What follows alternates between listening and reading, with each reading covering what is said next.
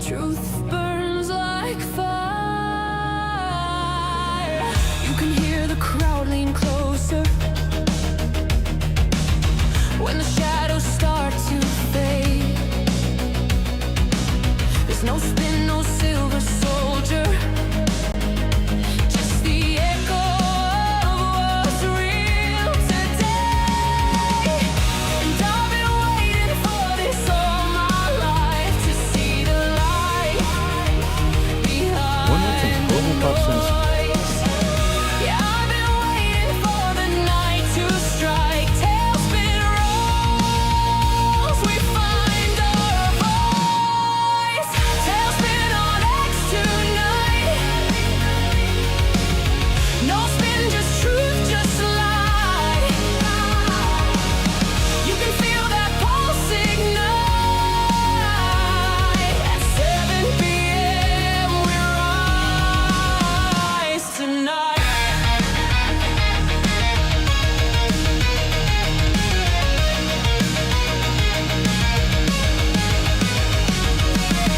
There's a hum behind the data,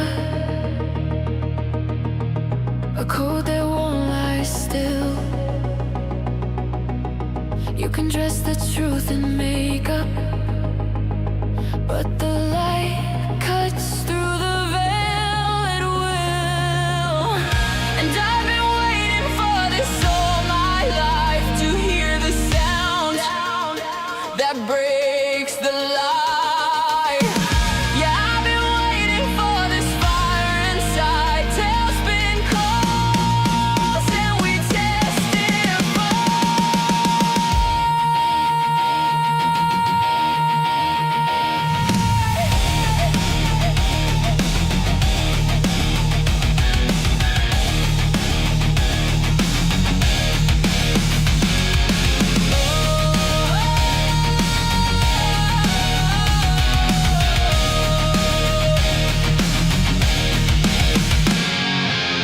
Tailspin on X tonight. No spin, just truth, just light. 7 p.m. the storm ignites. Tailspin rolls through the night.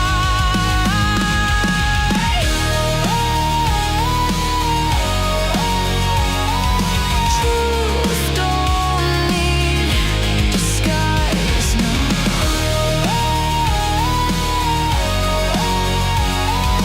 No spin, just like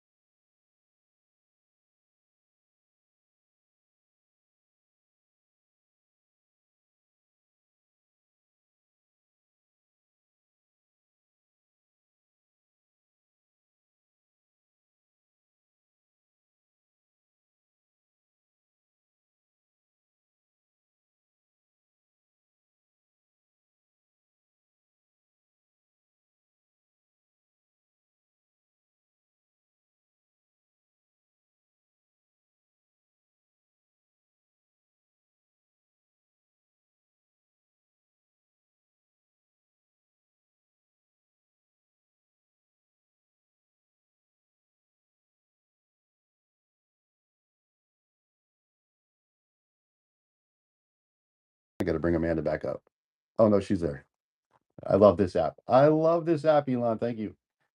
But are you there, Steve? Yarn? We are here, Mav. So thank you for having us on. And you're right. I think my wife she's been Amanda doing it back a up. long time, close to 8 years now, exposing Noahide laws, going all the way back to Dr. Lorraine Day, where her husband, who was Mr. Dunnemeyer, congressman, that first ones to ever expose that they were being signed into the Public Law 102-14. So she's here with me, and I think that she can definitely give you a very good breakdown on it. And I think the majority of her Substack is written about Noahide laws. Hello, Mav. Thanks for having me. How are you? So glad to have you here, Yana. Thank you. So I did a brief overview of the Noahide laws. Is there anything I missed you think is important? You want to go over in detail? You did very well. What I would say that what people are not aware of is that these Noahide laws are kind of planned for the future, for the global peace and security. So they're on the books to introduce them globally in every country. And they're mainly the party responsible for Noahide laws kind of advertisement is Chabad Lubavitch organization. These people are getting into our government and governments of the world. They have access politically, spiritually. They are the ones who are cooperating with Protestant evangelicals, and they're kind of sneakingly explaining that these are just universal values. So where we are right now with Noahide laws, it's kind of like it's not definitely not a beginning stages, but it's at the stage where they are fooling everybody that these are just universal values. The Jews are the chosen people, that they are responsible for bringing peace, bringing security to the world. The world is in a really bad stage right now. There is a lot of violence, a lot of immorality, and that they have all of the answers for the world. And of course, as soon as they say that, they introduce the Noahide laws. But what they are not explaining to people and to politicians is that these are not universal ethics. This is a judicial system. This is a legal system. And so people, I guess our politicians are really not looking into this, or they just completely don't understand. So I have been trying to reach out and even started uh, like I want signatures from people, to try to reach out to politicians and educate them. Hey, you are under this spell of Chabad organization. You talk about universal ethics. You clap to them when they speak about it, but yet you don't understand what you're signing on to. These are not universal ethics. And when it comes to Christians, we don't need Jews to teach us ethics. We have ethics. We have the highest law of all. We have Jesus Christ and his law of love. Don't do to others as you don't want others do to you. We have higher law, higher moral law, and than Jews can ever offer. So I think that right now people are waking up in numbers as never before. I've been talking about Noahide laws for about 8 years, and I only see this year, 2026, when this is going truly wild and people are waking up. Just yesterday, I was listening to 3 pastors who got together and they were discussing Noahide laws, and I was shocked because just a few years back, I was reaching out and nobody wanted to talk about it. And they were saying, oh, this is just some sort of a conspiracy theory, or it's just a Jewish thing. It has no meaning for us. Well, it does. Why? Because it actually crossed the red line. And what is the red line? Well, why do we have it in our public law? They sneaked it through the public law 10214. Why is our president every single year resigning Noahide laws on Education Day? It doesn't matter if it's a Republican president or a Democratic president. They are both every single year refreshing, resigning that this country was built on a basis of Noahide laws. Now, when I ask any American, I wasn't born in this country. I wasn't educated in this country in public school system. I'm from former Czechoslovakia. But when I ask any American person, did you ever hear about Noahide laws in school? Did you know that they're saying and signing every year that this country is built on Noahide laws? Everybody's like, what? Like, I never heard of that. Like, no, they're not teaching us this type of stuff. So why do we have it in public law 10214, and why is it resigned every single year? Why are they changing history of United States? We are definitely not based on Noahide laws here. So it is a Chabad organization that is doing all this history rewriting and influencing politicians. They have specific rabbis chosen. They are called presidential rabbis, or rabbis that constantly go to the White House. And their job is just to keep persuading these politicians that we need universal Noahide laws for universal values. Now they're mentioning in these Education Day documents, they're mentioning Schneerson, Rebbe Schneerson, who was he wasn't a founder, he was the seventh Rebbe of Lubavitch movement, or I actually call them cult. There's a Jewish cult. And he was a last Rebbe. After his death, they didn't choose the subsequent rabbi after him as the leader. And majority of these Chabad organization Jews consider him to this day a Messiah, and they're waiting for his resurrection. So this is a cult, specific Judaic cult that's overtaking this world. And I'm really glad that Christians are starting to pay attention, because I have a faith that at this stage, if we truly rise up, if we say no, we are very well aware of what you're planning. We are not going to agree. And this thing has got to go. Now, please don't take me wrong, because I believe in freedom of religion. And Mav, you were speaking about this Sharia law and Muslims. And as much as I disagree with Muslim religion, I believe that a lot of Muslims are our American citizens here, and they have the right to practice their religion freely. They can have their communities, but you see, the Sharia law is not in our public laws.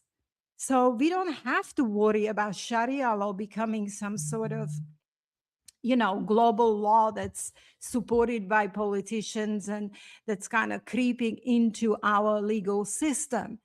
And I believe that they are actually warning people against Sharia law to kind of redirect the attention from the fact that they're creeping into legal system Noahide laws.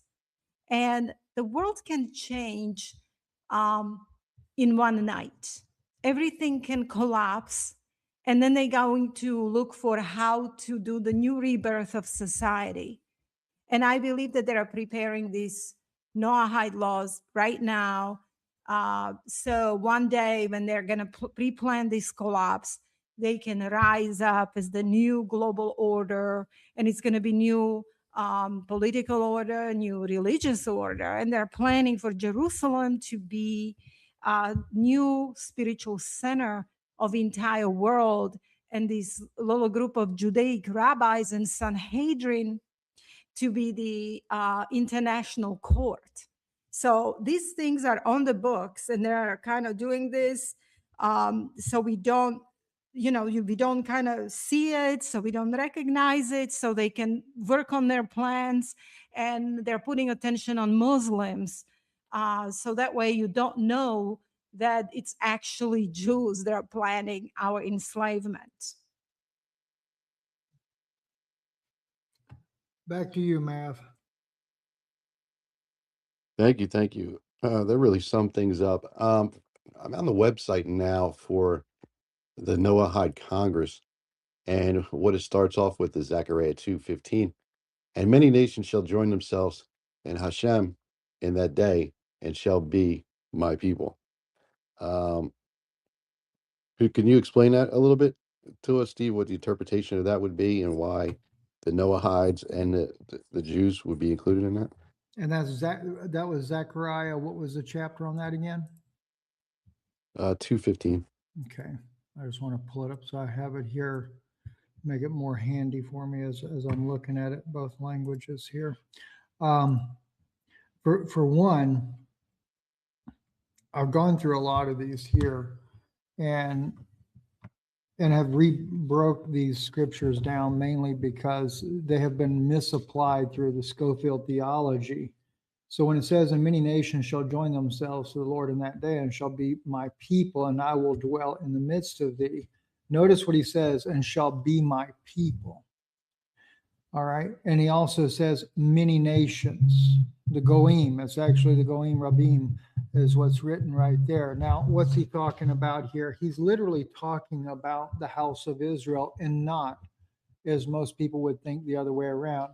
How do we know this? If you go into Genesis, when Joseph is going to take and bless the sons of his son Joseph, he's going to, I'm sorry, not Joseph, but Jacob is going to bless Joseph's sons, Ephraim and Manasseh. He crosses his hands. And when he does so, Joseph tries to stop his father. He said, not so, Father. You put the hand on your right hand on the younger child. He says, I know, my son. The Lord crossed my hands. Now, if you read that, and I'll pull that one up as well, that, if I remember right, that is Genesis chapter 38, if I remember correctly. Well, let me just see real quick. But when he crosses his hands like that, he says in there that it would be, that we translate that in English, that he would be a father of many nations. That's not what he actually says. He says Milo Hagoim, that he would be the the fullness of the Gentiles. Israel, because the word Milo doesn't mean many, it means fullness. Goim. So he'd be the fullness of the Gentiles. So if you go back and you look at what Paul speaks about, I think it's in Romans 11, where he talks about when the fullness of the Gentiles be come in, then all Israel is going to be saved. The reason why he refers to them and why even Jacob referred to them as the fullness of the Gentiles is because God knew in his own mind that the children of Israel, the house of Israel, would be scattered to the four winds of the earth, as it were. And that fullness would be them coming back in the latter days. If you remember, I think it's the prophet, oh gosh, was it Joel, or I forget if it's Joel or Hosea, which one it was there, where he says that you are not my people. And he said, he tells the prophet to go marry a prostitute. And when they have the children, the third child, I believe it was, is called Lo Ami. Call him Lo Ami. You are not my people. But then he goes into the very next chapter and he says, they shall say that you are my people. So what are we looking at in Zechariah when we see this? And many nations shall join themselves to the Lord in that day and shall be my people. That's the prophecy that we read of, the not my people that was prophesied before. And of course, and again, that nations, the Goim right there that is mentioned, the Goim Rabim, that is the house, the house of Israel. So the fulfillment literally is taking place on the day of Pentecost, because on the day of Pentecost in Acts chapter 2, verse 36, Peter identifies that it is the whole house of Israel. He said, be it known unto you, O house of Israel, this same Jesus whom you have crucified is made both Lord and Christ. So the not my people was the house of Israel, because they were dispersed because of their sins almost, 780 years before the coming of Jesus Christ. And just imagine it, after over 700 years of being dispersed amongst the Gentile nations, they had almost lost all identity whatsoever, but now they're regathered again. And they're recognizing Jesus Christ truly is the Messiah. So the not my people have become my people. So they're applying this to this day when it's not about this day. Same thing about Isaiah 66:8, where can a nation be born in a day? And they'd like to apply that to 1948. It's not 1948. That was the day of Pentecost when Christ came and poured out his spirit upon his people, and they were filled with the Holy Spirit. And that included both houses of Israel, both the house of Judah and the house of Israel. So, in a nutshell, that's how that forms together. Yes, Mav. So basically, they're misrepresenting scripture, abusing scripture. They are using false prophecies. This prophecy has been fulfilled already, just like Steve said, during Pentecost. And that's when all these, people were listening to Jesus Christ, and then to the gospel of Jesus Christ that was spoken there. And that's what Zechariah prophesied, not today, some Jews in Jerusalem, they're going to disperse Noahide laws to the world. So a lot of people don't understand that a lot of prophecies have been fully, they've been fulfilled completely. And this is where the problem is. They're not taught properly in churches. That's good. It's very, very, very interesting. And for those of you that are listening, are like, well, how does that going to affect us in the United States? Um, I have a resolution here. It's Resolution 104. I'll read it to you real quickly, to let you know that we've been under sort of Noahide law since 1991, March 1991. And the weird thing is how they named it. So the resolution was named, this was passed by the Senate to designate March 26, 1991 as Education Day USA. So nothing mentioning the Noahide laws, right? So the whole title of it was called Education Day USA, which is then celebrated and done every single year since 1991. So this is what the resolution says. Whereas Congress recognizes a historical tradition of ethnic values and principles which are the basics of civilized society and upon which our great nation was founded. Whereas these ethical values and principles have been the bedrock of society from the dawn of civilization when they were known as the Seven Noahide Laws. Whereas without this ethical values and principles, of civilization stands in a serious peril of returning to chaos. Whereas society is profoundly concerned with the recent weakening of their principles that has resulted in crisis and threatened the fabric of civilized society, whereas the justified preoccupation with these crises must not let the citizens of this nation lose sight of their responsibility to transmit these historical ethical values from our distinguished past to the generations of the future. Whereas I'm really gonna mess this up. Menachem Medel Shenderson, leader of the Lubavitch movement, is universally respected and revered, and his 89th birthday falls on March 26, 1991. Whereas in tribute to this great spiritual leader, the Rebbe, this has the 90th year will be seen as one of education and giving, the year in which we turn the education and charity to return the world to the moral, ethical values contained in the seven Noahide laws.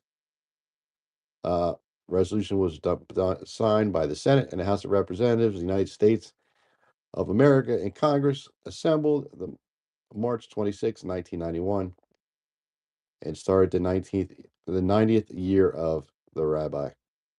So that was signed into law as a resolution in 1991 by George Bush Sr. And with that, we'll go to David. David Smuts, thank you again. Welcome back to Tailspin. great to be here. Thanks for having me, and it's a real honor to be here with Steve Banoon and his wife Lana.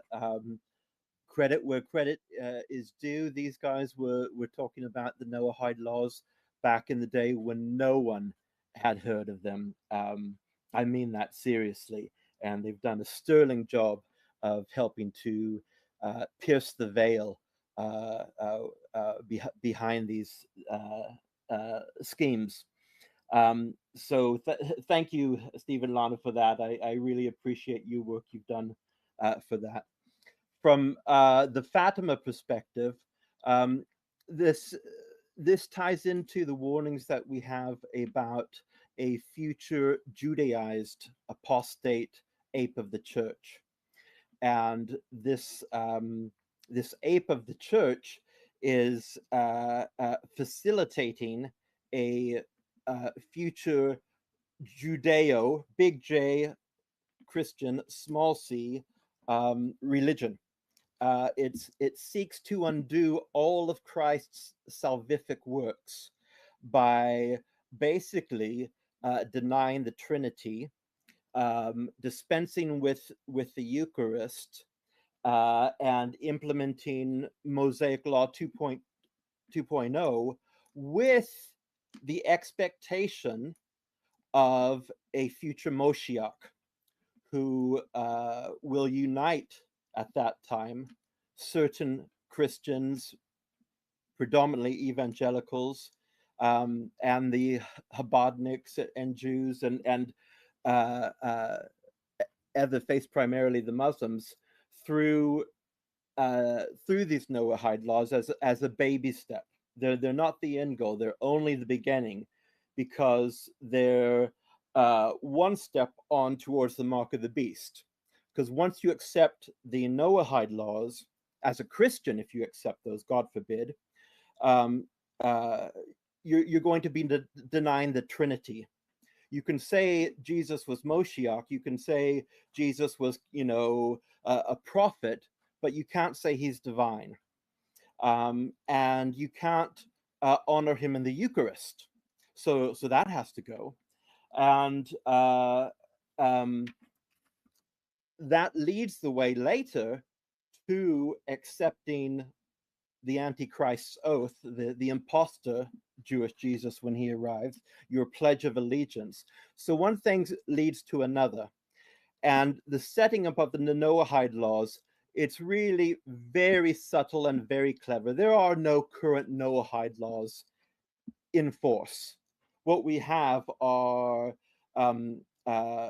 acts of Congress, and I'm sure acts of Parliament in other nations as well, that honor, that give credibility to the Noahide laws, that honor Chabad, that honor Schneerson, and say this is a great aspiration, but it hasn't been enforced yet. It hasn't become the law of the land. But as Lana was saying, it is a judicial process.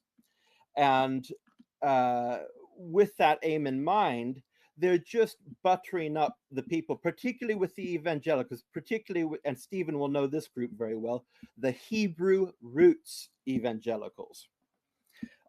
We have them in our Catholic Church as well, but they're not out in the open. They're hiding, but they're doing all the same things that the Hebrew roots evangelicals are doing openly. And this group of infiltrators throughout Christendom are working their damnedest to facilitate these Noahide laws through the excuse of, well, it's coming from Noah and it's in the Bible and I'm a Bible-believing Christian. So if you're a Bible-believing Christian, they love that term. If you're a Bible-believing Christian, you ain't got no problem with no laws from Noah. And the only problem you got to worry about is if you're an idolater.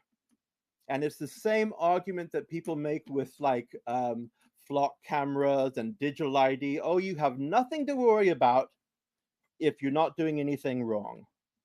So they're very, very clever in how they're bringing this in. And it's a Luciferian alliance, an unholy alliance of people who say they are Christians but are not, people who say they are Catholic but are not, people who say they are Jews but are not.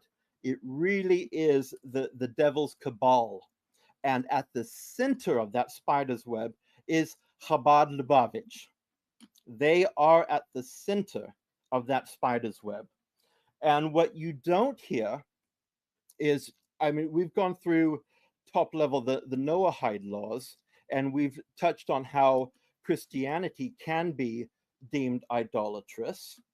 But for the evangelicals who in future will, and are already starting to do this, deny Christ's divinity and say, oh, Christ never claimed to be God. He's just Moshiach. He's just Yeshua HaMoshiach. And we have to call him by his Jewish name because Jesus isn't his right name. They're starting on little niggles like that. And little niggles like, oh, well, we've got to celebrate Shabbat on Saturday because that's the way the Jews do it, and that's superior. And we've got to celebrate the Jewish feast days because those are superior, and all the laws and genital mutilation through circumcision of flesh, that blood ritual, we've got to do that. And we've got to build the temple, and we've got to reintroduce animal sacrifice for the remission of sin because God never abrogated it. They're making all of those inroads right now in little tiny incremental baby steps. So you don't necessarily see the bigger picture. And then when you go into Grok or something and say, like people do, hey, Grok, is this true? And Grok will say, nah, don't worry about it. There's no Sanhedrin, so these laws are just symbolic, and it's a hypothetical, and it's just a fringe. That's their famous word, a fringe view by some rabbis. Well, brothers and sisters, it is not fringe. This is central to Judaism. And if you read the Rambam's, Maimonides' Laws of Kings and Wars, that will spell out what you got to look forward to under the Noahide laws.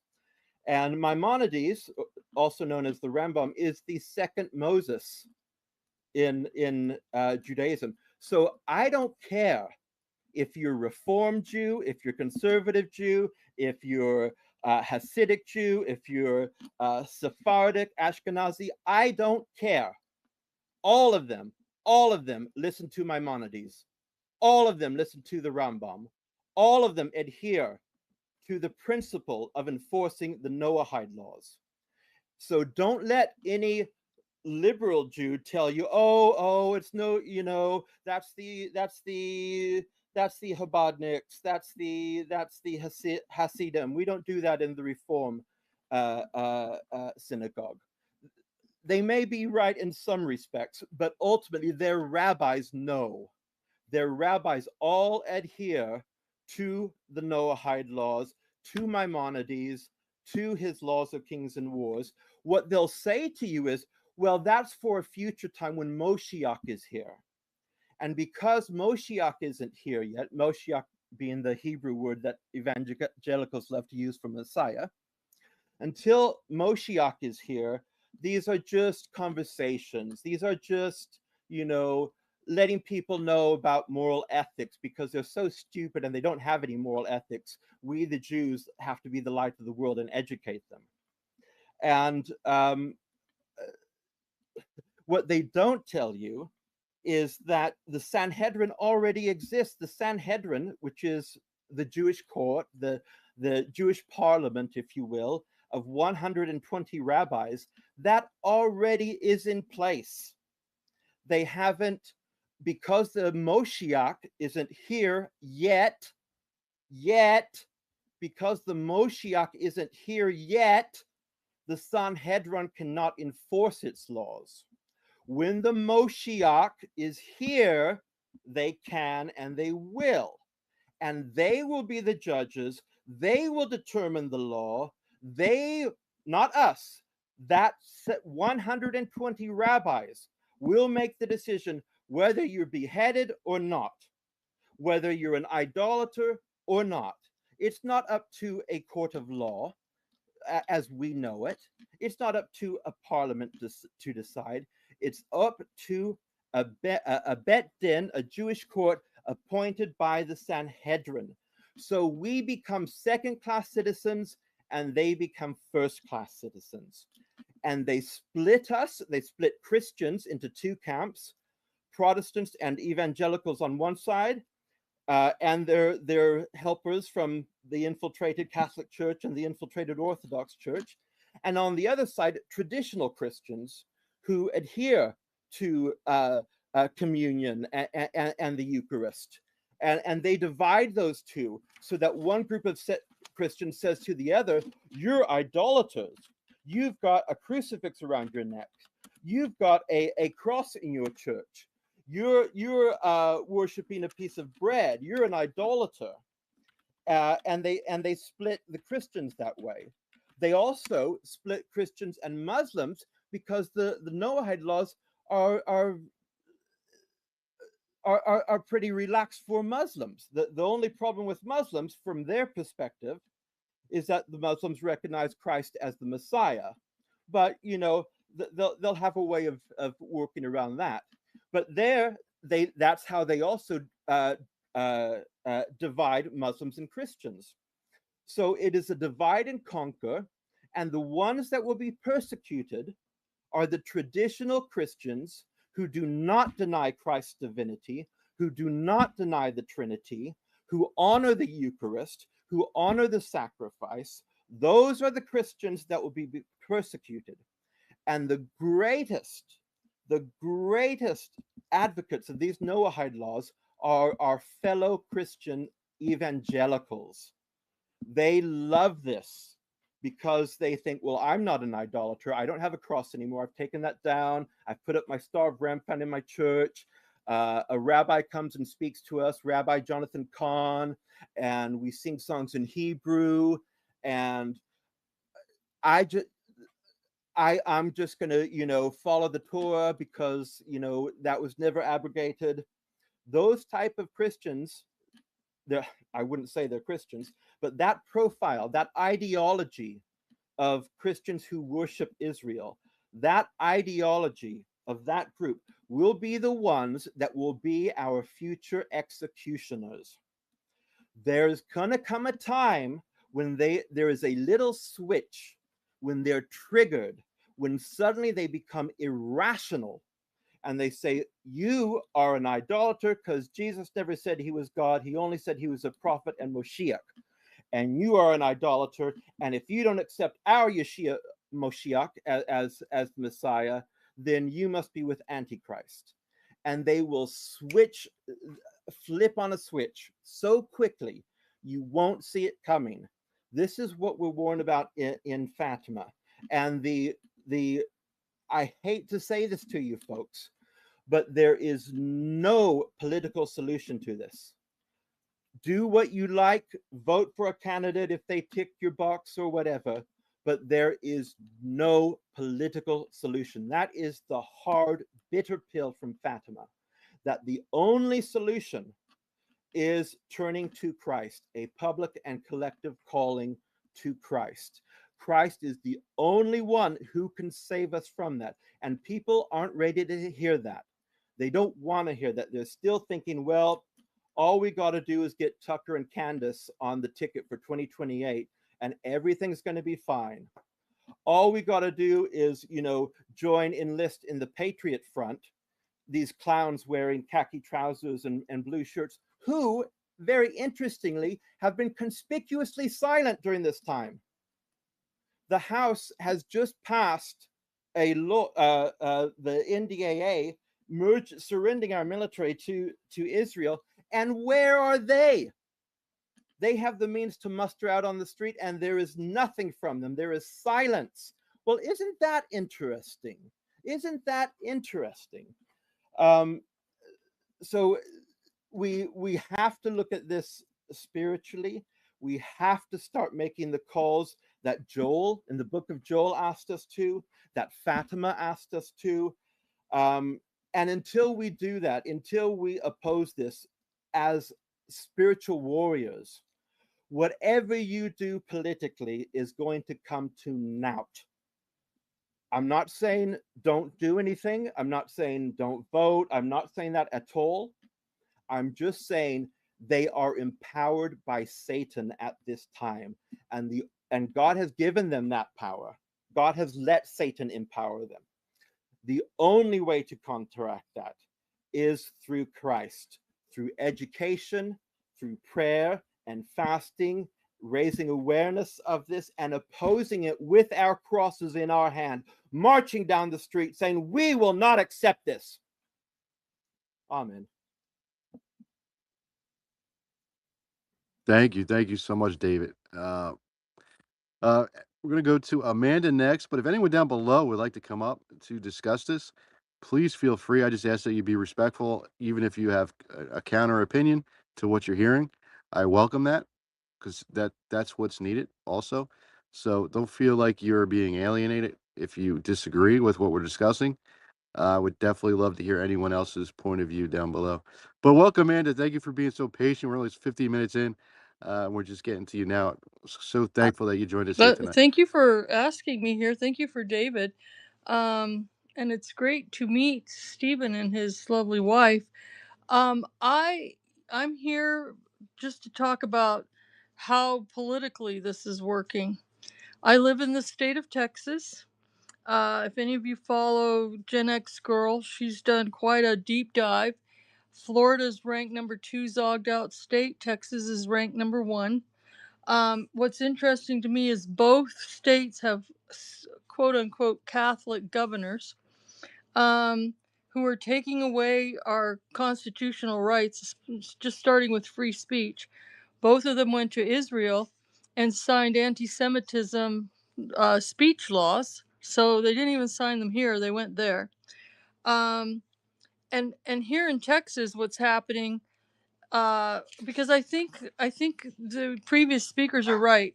They're nudging, right? It's a nudge, nudge, nudge.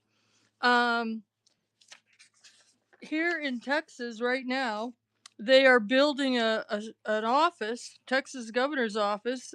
They're building the state of Texas Israel office in Jerusalem, where they're going to be in charge of our water, our cybersecurity, energy efficiency. We have Ted Cruz here, right?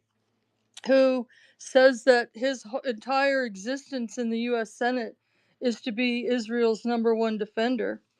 In the state of Texas right now, if you are getting a contract with the state that's over $100,000, you have to sign the anti-BDS law. So you have to pledge an oath to Israel. And a lot of people say, oh, that's these big contractors.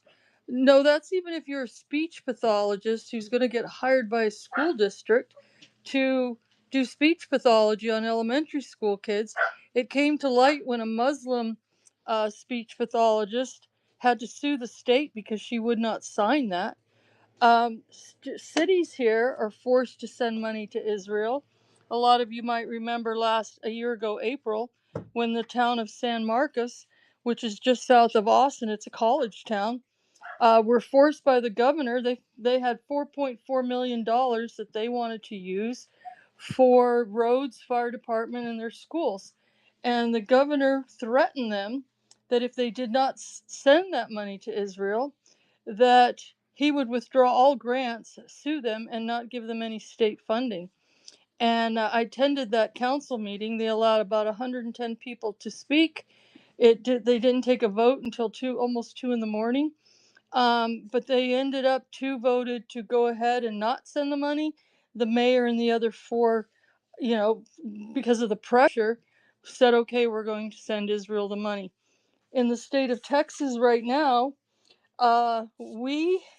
it's crazy to me, but the taxpayers here, we've so far sent $1.4 billion to Israel from my state. We spent $140 million buying Israeli bonds, which Moody's calls junk bonds. They're using pension money so that when the pensioners get ready to retire, there's most likely not going to be any money there to pay them.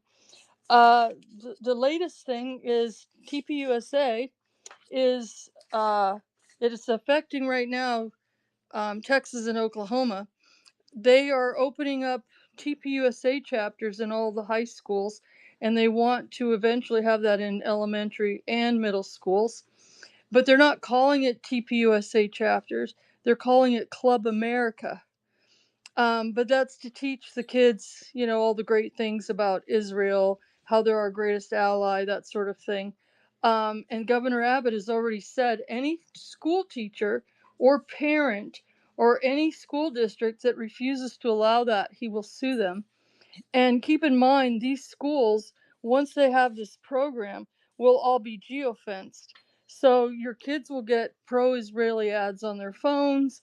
If you drive your car there to pick your kids up from school, you'll be geofenced while you're there as well. These are all very dangerous. Um, and I'll just touch on a couple of more and I'll be done. And some of these people might not believe me, but you can do the research. I actually, I definitely think you should. Um, in the city of Dickinson, that's between Houston and Galveston, when we had Hurricane Harvey, uh, people were forced to sign an oath to Israel in order to get any financial help to help them rebuild their homes. The list goes on and on. It's also Texas here. I used to live in San Antonio. I live about 2 hours north now. It is the home of Hagee, Pastor Hagee, and his Cornerstone Church, where if you drive by, it looks like a fortress because it's full of security. They figure they have at least 10 million members. That's Koofy. So, they're raising money constantly for Israel. It's the Christians United for Israel. Our state is cooked. They don't care about our rights. The constitutional rights have been thrown out the window. um, our governor was quoted as saying that if you are against Israel, anti-Israel policies are anti-Texas policies, and you'll see him in the governor's office many times surrounded by Israeli flags, and he also signs that same education proclamation every year. So, and he's surrounded by the rabbis. So for us Catholics, especially for someone like me, a traditional Catholic, I find it very worrisome because I still quote Pope Pius X, who in 1904, to a letter to answering Herzog, Catholics will never, he didn't say sometimes or maybe in the future, he said Catholics will never support the state of Israel. And so I'll land it there. But I honestly think that they brought it here, Texas, the land of the free spirit, the land of the cowboy, because they know if they can take over Texas, and they're obviously doing it in Florida, then they can do it to your state too, right? It's the testing ground. And it's also, I mean, everybody knows Texas is full of Christian evangelical Zionists, but the Catholic community still makes up the majority of Christian population here, most likely because of the amount of Hispanics. But it's very dangerous ground we're on. I was a Republican for 44 years since Ronald Reagan. And if you told me 5 years ago, before October 7th, when I really started to do research, if you'd told me that it was going to be the Republican Party that was going to take away my First Amendment, including my free speech and the freedom to, practice my religion, the freedom to assemble in a peaceful protest. We saw what happened to the students at the University of Texas protesting against the university uh, investing in these weapons companies. He brought out the National Guard and beat them all up. So that's the state we're in. And what happens here is, and I see it on Twitter, I've been kicked out of every Texas group I've ever been invited to join. Um, it's all very anti-Muslim. Everything is anti-Muslim. I mean, a month ago, their big complaint was that HEB, which is our big grocery store, they figured out was selling halal meat. Um, they're just anything they can do to distract people as to what's really happening, who owns us, our alliance with Israel, the fact that they are controlling our water grid and some parts of our electric grid, it's very dangerous. But they really are putting Christians and Muslims against each other. I looked up halal meat. That's how my granddaddy used to slaughter pigs back in the 70s. So who knew? But that's what they've got people arguing about: halal meat, the fact that there's a Muslim community up near Dallas. It's very sad to me. But anyway, thank you so much for inviting me. It's a real honor to be part of this in speaking. And and I really think that what they're doing here in Texas is they are distracting us with everything else so that no one will look to see who's really controlling us, and they are nudging us along um, towards these Noahide laws. So thank you so much, Mav. No, thank you for providing such a perspective of what's going on in Texas. I knew it was going on in Texas. I thought maybe Florida was worse with the laws that they have passed there. I didn't realize how far Texas has gone. That is just incredible and blows my mind. Gen X girl And says it's Florida's ranked number 2. Florida was number 1 in 2024, but in 2025, and she uses a lot of different numbers to show that, but and data points.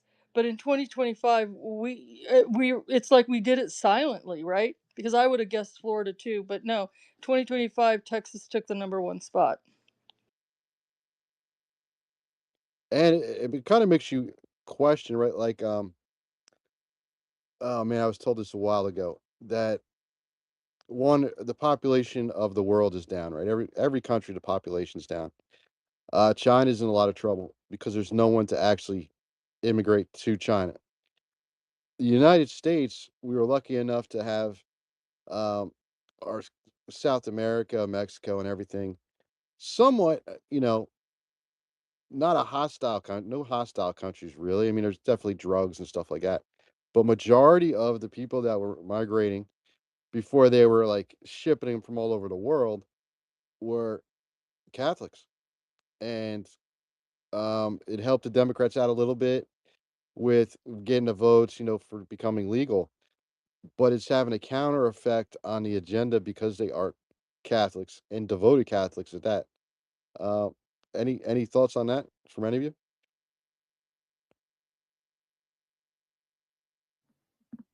Like, I are I they I running would out of time because of this? I, I would just say that situation, those demographics are dated. If you look at Latin America now, the biggest growing church is the evangelical church, and the evangelical ideology. I think it's reached its peak in America, but it's growing strong in Mexico, in Brazil. It's taken over Argentina. Argentina is no longer Catholic. Argentina is now majority evangelical. Colombia is nearly there. Brazil is on, it's about half and half now. So we think of, oh, it's the Catholic Church wanting to facilitate all these immigrants, and that's true, guilty as charged. But it's also the evangelicals. But you don't hear about that because they're so disparate. But what they're doing is they're converting because after Vatican II, our church decided that evangelicization, yeah, you know what I'm trying to say, was no longer au courant. We mustn't evangelize because we might offend people. And that gave the evangelicals open door to start converting traditional Catholics. So you think, the thinking is, oh, all these Latinos are going to Romanize America. And no, a lot of them are evangelicals, and a lot of them export and send back if they go back home, or they talk to their brother Raul or whatever, and they become evangelical. Korea's turning evangelical. Japan is turning evangelical. The Philippines, they were about as Catholic as you can get. The evangelical church is booming in Nigeria and Ghana. The biggest churches in London, the ones that are packed to the brim, are not the Anglican churches, they're empty, not the Catholic churches. It's the evangelical Ghanaian, Nigerian, charismatic Israel agenda.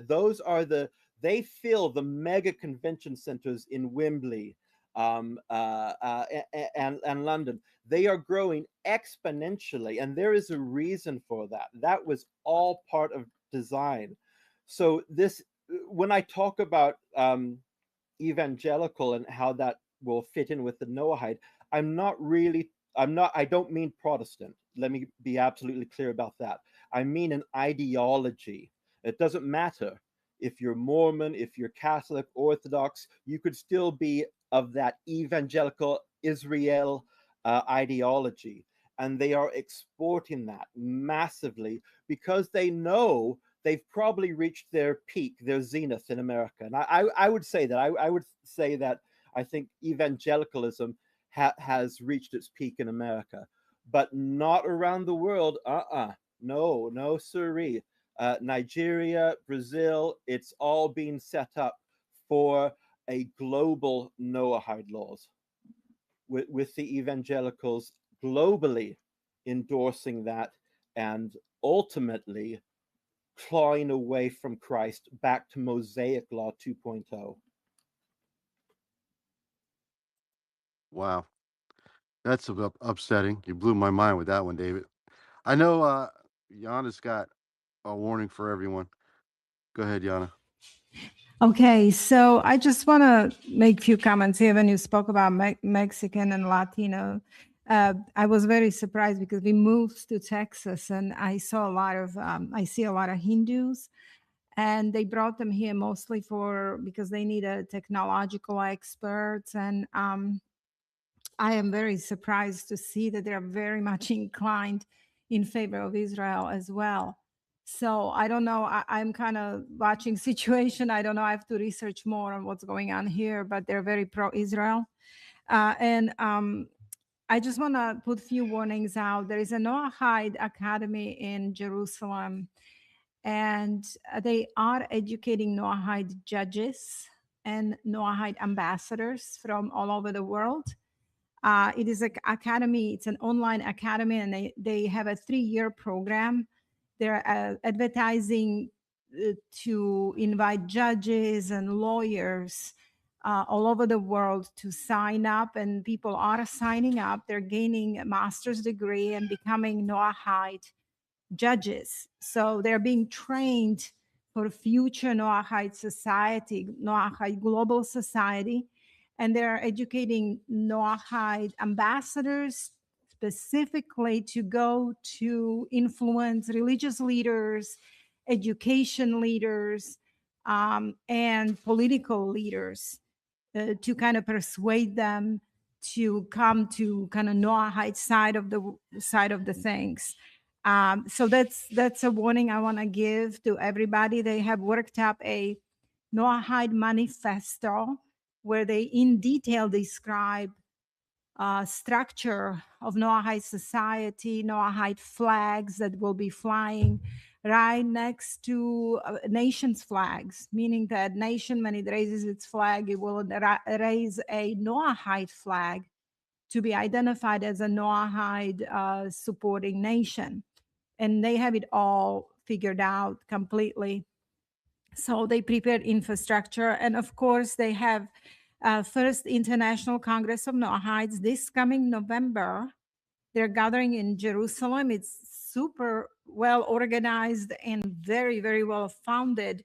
And what is very important about this is that it's not even a conference. I mean, it is a conference, but they call it a foundation.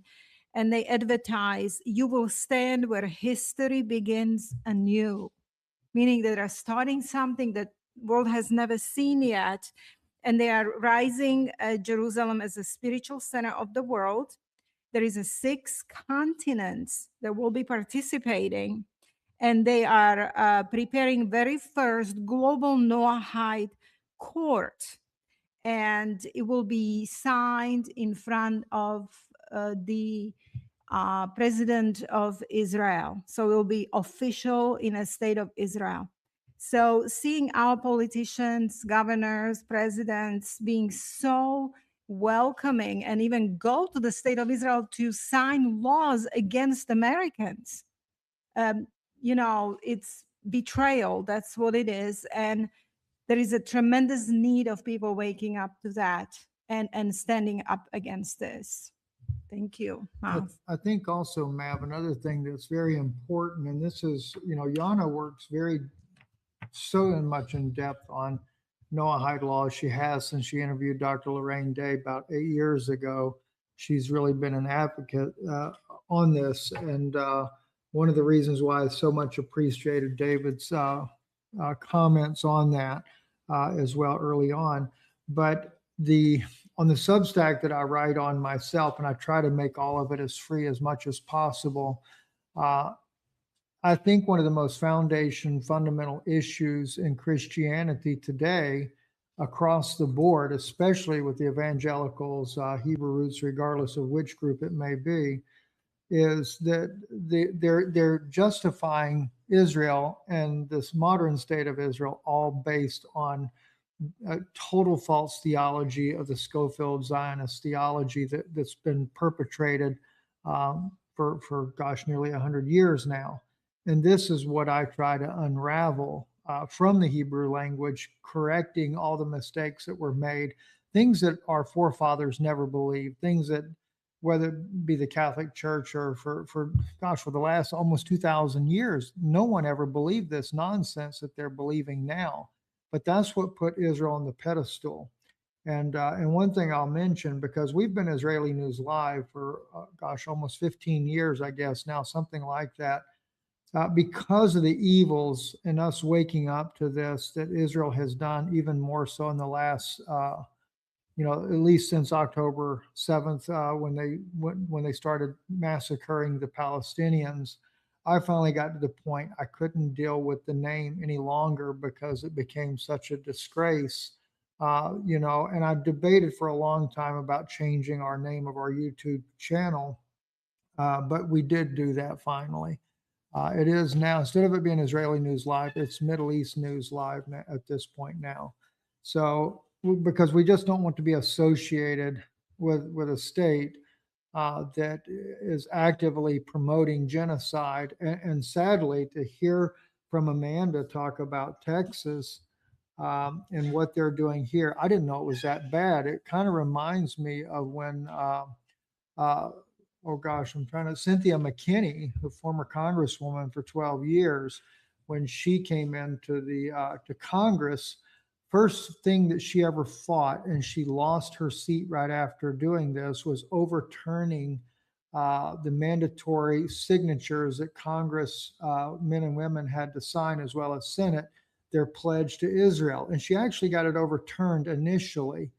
I don't know what it is now, but we know Cynthia. We've interviewed her several times. But after hearing this about Texas, I want to get Cynthia back on. And Amanda, we'd love to have you on as well sometime if you would like to do that. I would like to touch on the Hindu growth that's happening in Texas. So, I have a couple of theories. They're coming in droves, right? They've taken over pretty much the town of Frisco. That's a suburb, kind of a suburb. It's out near Dallas, Fort Worth. The other one is Sugarland. Sugarland is south of Houston, part of that metro area. Right now, young people who are graduating in technology fields from University of Texas, Texas A&M, out in Lubbock, all these different universities, they're not finding jobs. They're bringing the Indians in from India, basically on slave labor pay. They're having them work 80 hours a week. They're making half of what they would be normally paid if you were an American. So it's taking away jobs here. But I will tell you, it makes sense to me that they're bringing. I mean, even Elon, he has in Bastrop, which is just east of Austin, near the airport, the Austin airport. That town used to be this beautiful, quiet, little sleepy town. It's his headquarters now. Same thing's happening there. He's not hiring Americans for these jobs.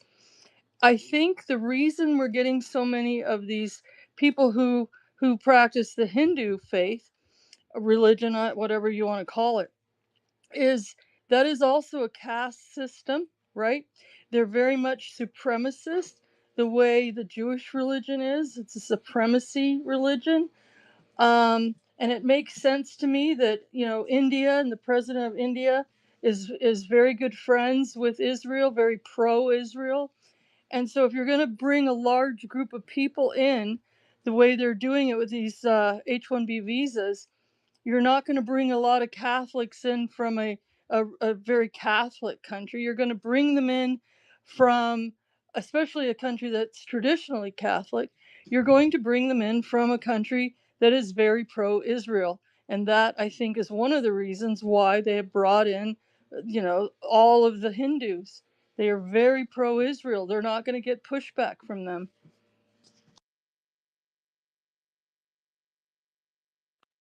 Yeah, that's definitely interesting. I never even thought about that, but you're right. Um, I just lost track of mine. The as far as the Noahide law, if anyone wants to explain, I don't know if Steve would be the best for this, or maybe David, or even Amanda. I'm not sure. That the Jewish people are considered the priestly class, and the Noahides are considered not. Correct? Something to that nature.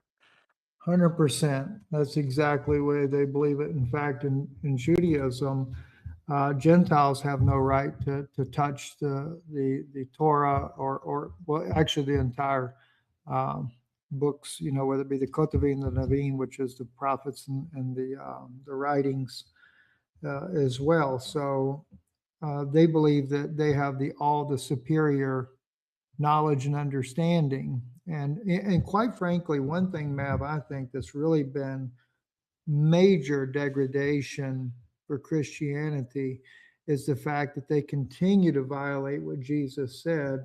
And when he said, call no man rabbi, you're calling him your master.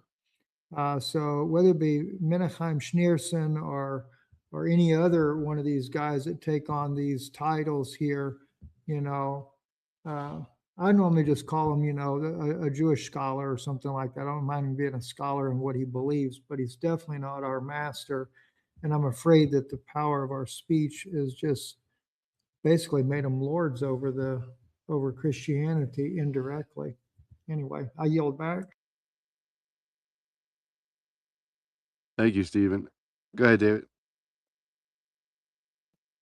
Yeah, I just wanted to add, there's a lot more to the Noahide laws than just these 7 top-level laws. You really need to dig into the nitty-gritty. And if you want to do that, I would suggest you do a Google search for the laws of kings and wars. That is by Maimonides. It's about a 20-page booklet, and it describes how the Noahide laws are to be implemented by the Sanhedrin and all the special rules that apply when there is a Moshiach crowned in Israel. And going back to what Stephen was saying, there's a lot more prohibitions than you would otherwise think. Gentiles cannot read Torah. That is a sacrilege. Gentiles cannot even utter God's holy name. You're not even allowed to utter God's holy name, whatever they determine that name is. But Hashem, I presume, would probably be off limits then, or the Tetragrammaton. And you cannot observe the Sabbath. Not only Sabbath on the Jewish Friday Eve to Saturday Eve, but any given day. Gentiles are not allowed to, what they say, mimic Jewish law. So even having a Sabbath on a Sunday, according to Maimonides, is a violation of the Noahide laws. And the penalties are pretty specific. And they're not, you know, oh, well, you can take this into consideration and, you know, there's mitigating circumstances. Nope, nope. It's death by decapitation.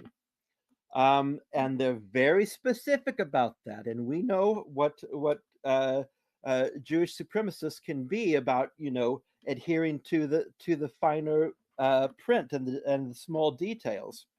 The penalties are beheading for idolatry and other crimes with a sword. And interestingly enough, we look at the book of Revelation, chapter 20, and what do we see? We see, I'll quote it here, and I saw thrones and they that sat upon them, and judgment was given unto them, and I saw the souls of them that were beheaded for the witness of Jesus and for the word of God, and which had not worshipped the beast, neither his image, neither had they received his mark upon their foreheads or in their hands, and they lived and reigned with Christ 1,000 years. So that little verse in Revelation, that future end times prophetic verse, is really specific with the manner of execution of Christians in future, just as the Noahide laws are very specific with the manner of execution that is to be meted out to those who violate their code. One thing to add to that Wow. as well on there, David, is that, in general, they say that there's about 100 sub laws, but one of the laws that any Jewish teacher is allowed to add more laws to that. And then under the seventh law, where they're to, the Gentiles are to establish laws of courts of justice. That's actually in the Hebrew, that's dinim is what they call that. And one of my big concerns is that because the Sharia law is considered compatible with Noahide law, is that they could use that to bring those both together to implement underneath the seventh law of the Noahide laws. And if that were to be the case, then they've got the right people to actually do the beheading for them. Because if you go back to the time of Jesus, they said he was worthy of death according to their laws, and that was the Pharisees and Sadducees saying this. But when it come right down to it, though, they wouldn't carry it out. They wanted the Romans to do it. And in Judaism, most of these teachers are always saying that they're going to use the Muslim community to annihilate the Christian community. And oh, by the way, Wow. Maviana wants to throw something in there as well. Sure, sure. I just wanted to let everybody know I threw up top in the jumbo, the book that David was talking about, the laws of kings and wars. Thank you, Tara, for posting that in the Purple Pill. Appreciate it.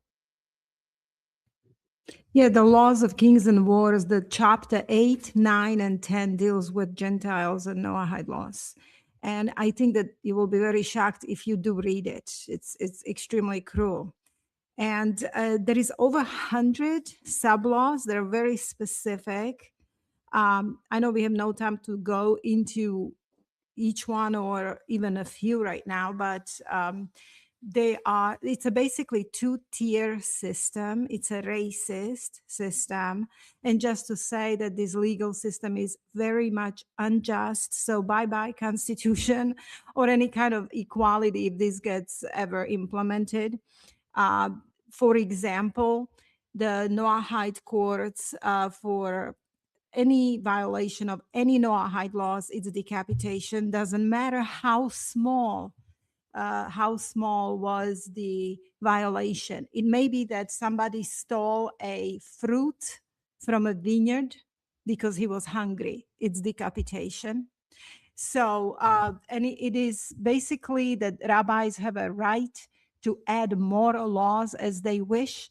So anybody who is signing on to Noahide laws is signing a blank piece of paper, because these laws can be added on by rabbis as basically as they wish. So just to say a few things like that. Also, in Noahide courts for Gentiles, it's enough to have one judge, one witness, and there is no forewarning of the Gentile at all. So they can come anytime in the middle of the night, take the person, and within few hours, that person is executed.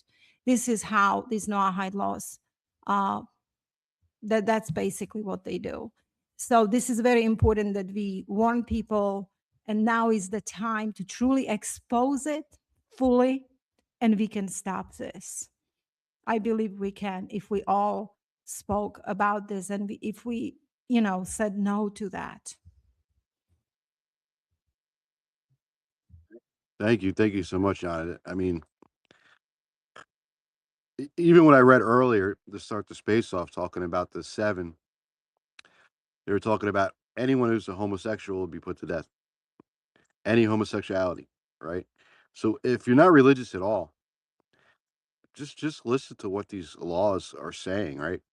And I think it's kind of funny when it's really not funny, but the adultery, right? It only mentioned women, adulterers. It doesn't mention men. So just putting it out there for those that might be on the fence. Just thinking about as far as rights as people go, as we're all equal, not under these laws at all. Um, and hopefully, I mean, if this is in the working and God's allowing it, it's going to happen. It's just maybe it's just meant to be. Maybe we can slow it down.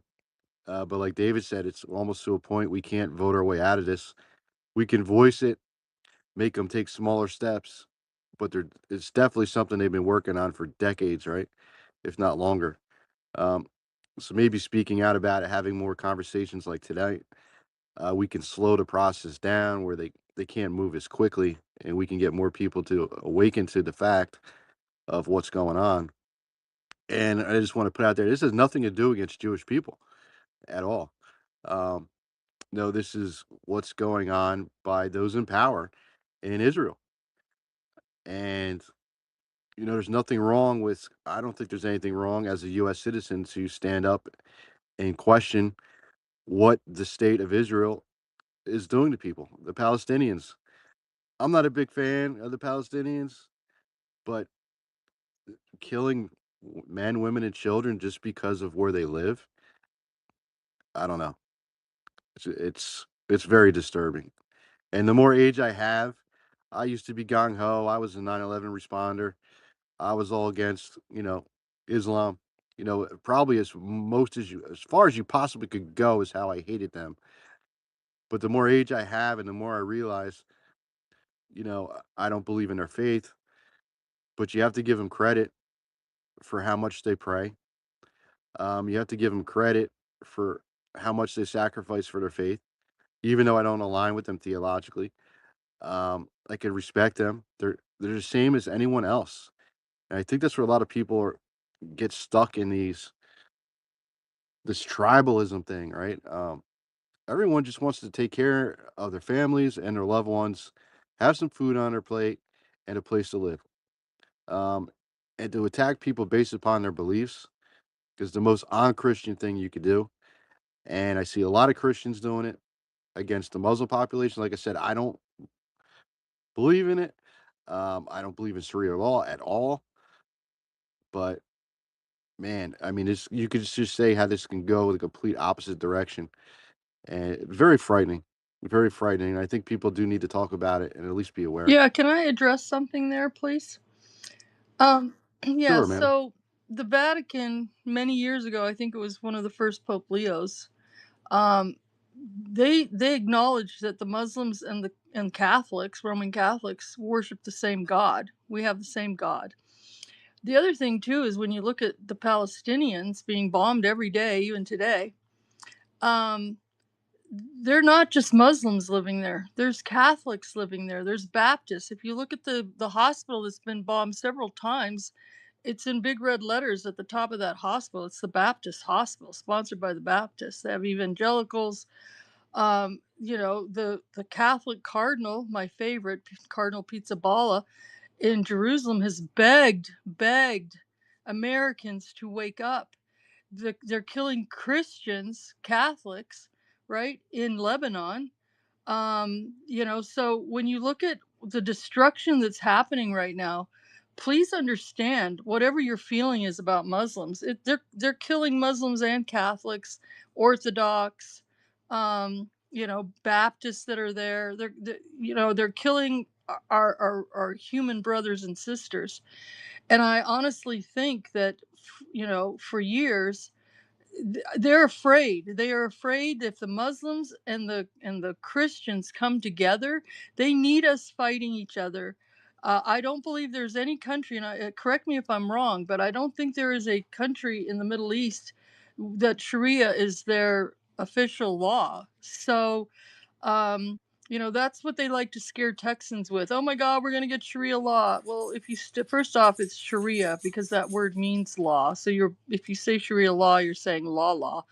But talking to many Muslims, the Sharia also says that if they're in a country that has like our Constitution or Texas state laws, that those are precedent over their Sharia. The other thing too is I see people getting upset because the Vatican opened a prayer room for Muslims, right, in their library. They did that because that library is open to scholars of all faiths from all around the world, but it's very difficult to get in because of the high security they have. And what happens is because the Muslims have to pray every so many hours, it was very difficult for them to leave, go outside, do their prayers, and then have to go all the way back through all the security to get back in. So they're just accommodating them. That's all they were doing. They weren't telling Catholics that you need to become Muslims now. Um, I think we have to be very careful because it feeds right in. If you remember the Summer Olympics last summer and the blasphemy that I think was blasphemy that happened with the opening ceremonies, with the making fun of the Last Supper, only one country in the entire world stood up to them and called that blasphemy, and that was Iran. There are Catholics in Iran. There are Christians in Iran. There's Jews living in Iran. They have a subway station dedicated to the Mother Mary. One book in the Quran is dedicated to the Mother Mary. She's the only woman mentioned in the Quran. So I think we have to be very careful, um, because they want us divided. And that's what's happening. Look, that's what's happening right now. We have a war with Iran that I believe that the Israelis started, right? Stoked that fire, and now we're bringing home our service members from dead in coffins, because Israel has stepped out of it for now. They're not doing anything, and now once again it has turned into a Christian versus Muslim war. And they are loving it, and that's what the Rambam says. I can't remember where, but I've heard the quote. They're going to sit back and watch us kill each other. So that's all I wanted to say about that. And as far as being an expert on the takeover of Texas by Israel, as they nudge us along so that when they are passing these Noahide laws, Texans will be okay with that. I see her in the listeners. I don't know if she'd come up, but she knows a lot more about the power grids and everything. And that's Cookie, one of my good friends down there, who also lives in Texas. And actually, she was the one a year or two ago that woke me up to the Noahide laws. I'd never even heard of it before. But thank you again, Mav, and to everybody on here speaking. It's wonderful space. No, thank you. Go ahead, Lee.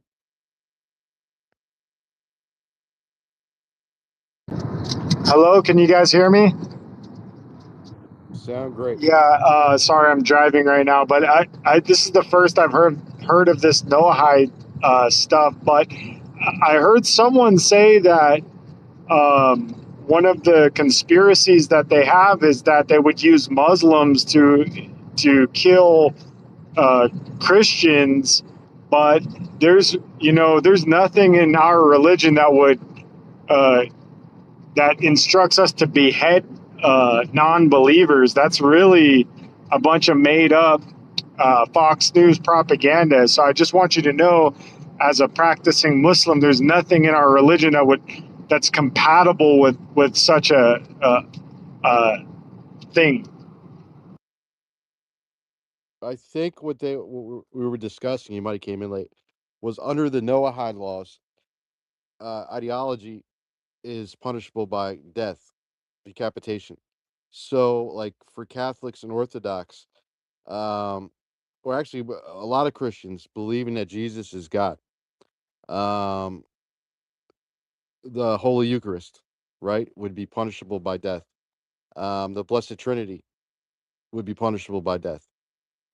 So if I think what was said was if those who practice Islam also bought into the Noahide laws and accepted it, and they acknowledged that it was a capital offense of idolatry, then they might use Muslims to carry out the capital punishment.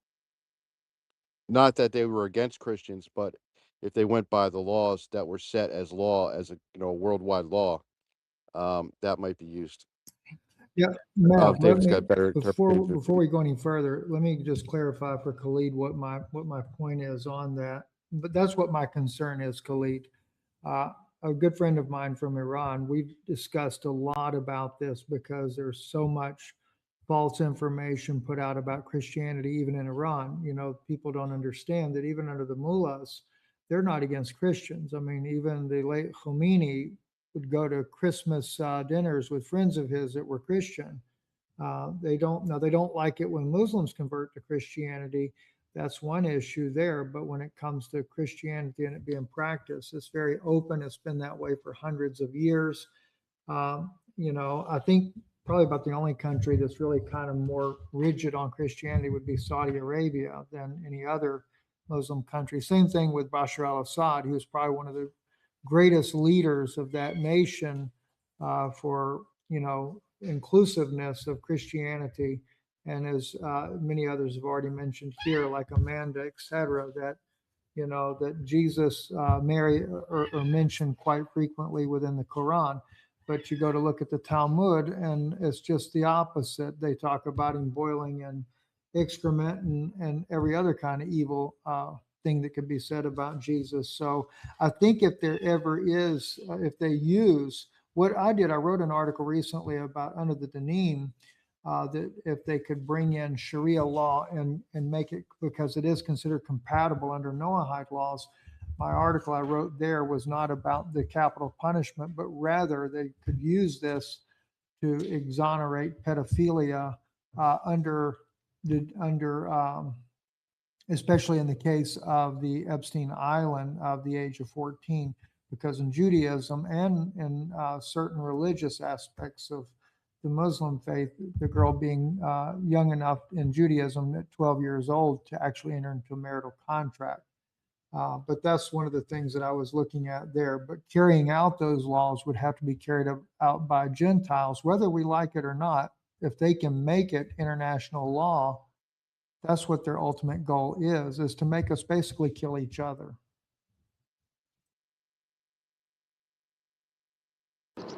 I got you.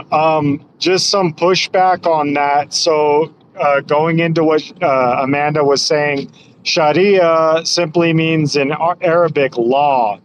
So, there's a growing, there's a lot of conversation within mosques all over the U.S.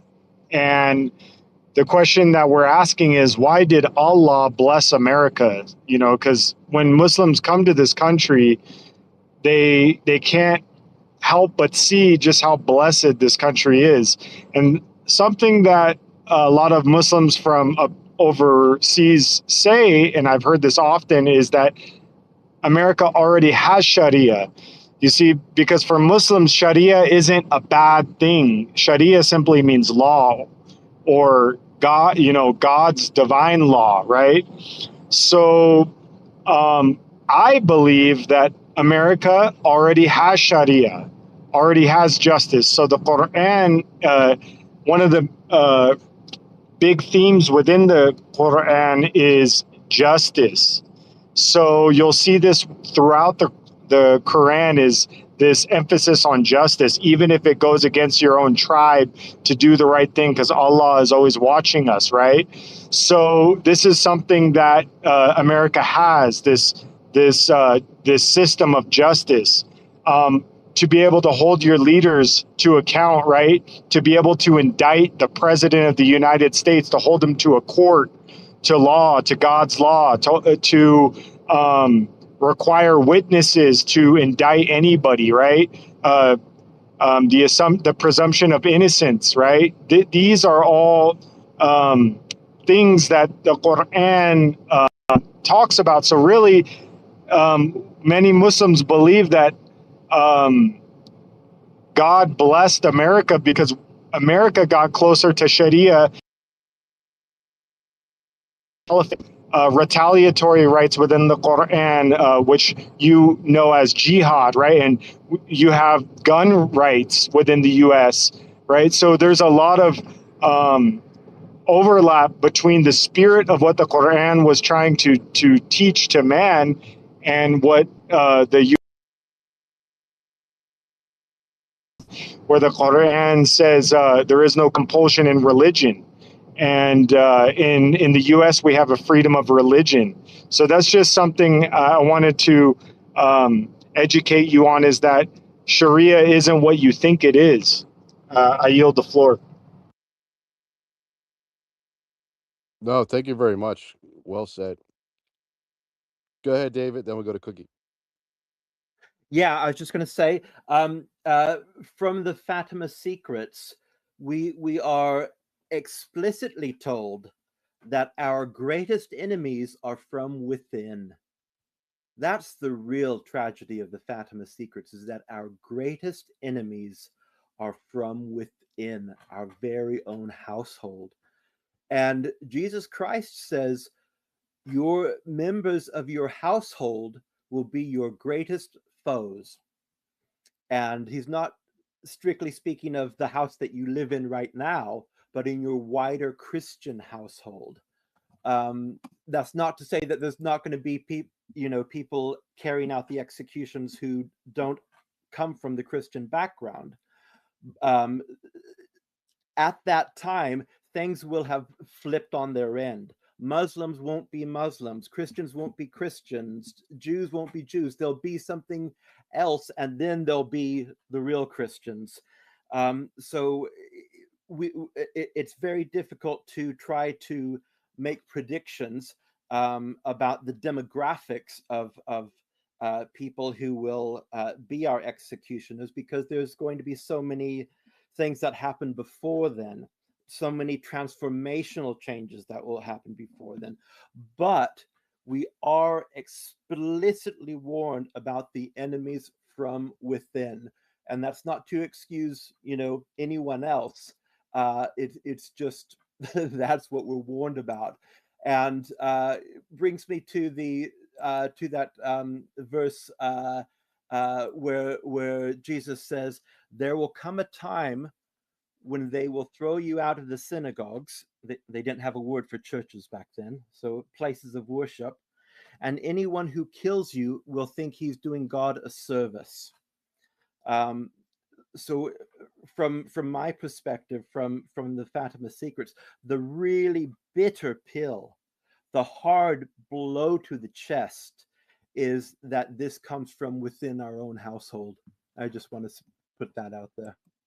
It's not, again, not to say that there aren't other households involved, but the enemy from within is the most heartbreaking revelation of Fatima.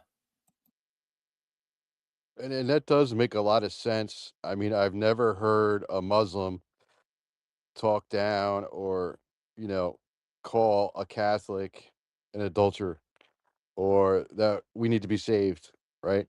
Where do you get that from? Other forms of Christianity, right? Always attacking Orthodox, always attacking Catholics, that we need to be saved. And I would always bring up, well, what do we need to be saved? Well, you need to be baptized and you need to believe in Christ. Well, we do. Yeah, but you're idolaters. You pray for the dead. You worship saints. You worship Mary. Like all this stuff, constant attacks against Catholics and Orthodox. So my opinion, they're going to be the ones to hunt us down. They're the ones who are going to turn us in. Those are the ones who are going to put us to death. I don't necessarily think it would be Muslims, but that's just my opinion. But go ahead, Cookie. Hi, thanks for having me to your space. I saw Amanda in here, so I thought I'd pop in. She and I have been in the trenches for a couple of years in spaces, and I love that girl. You just spoke so eloquently, Amanda, and I just love you. Um, and I would just want to give a shout out to another couple of people who are dear to me, Stephen and Yana Benoon. I have learned so much from them over the last several years.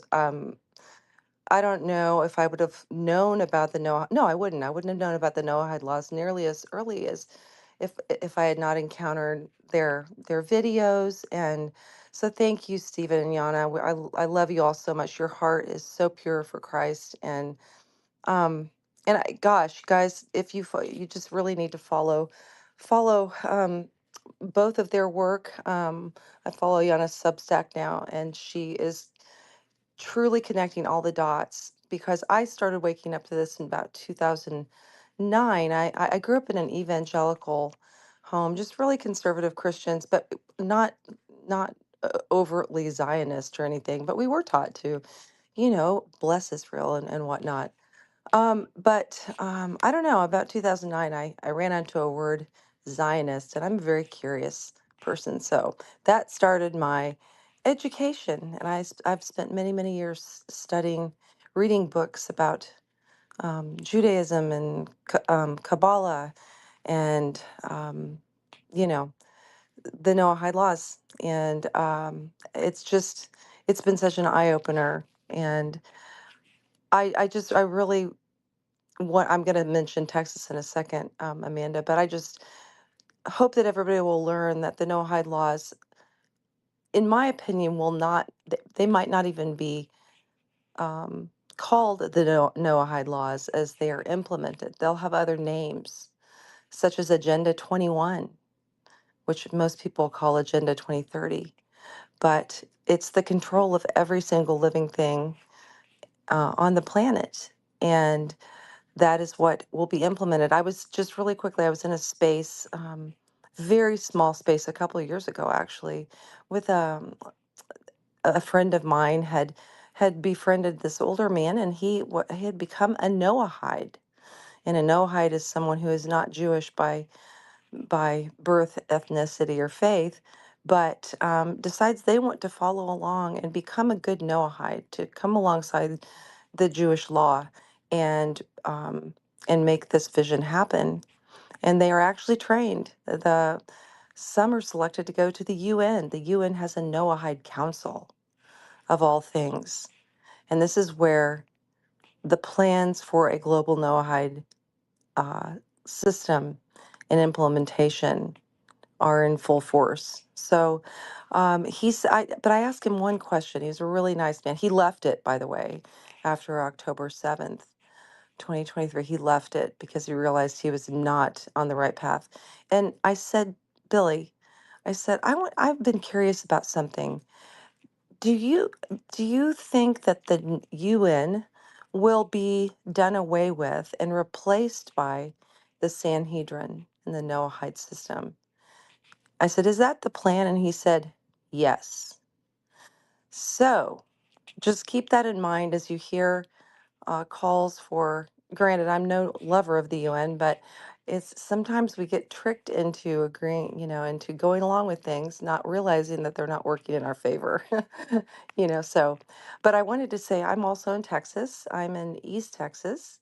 Welcome to Texas, Banoons.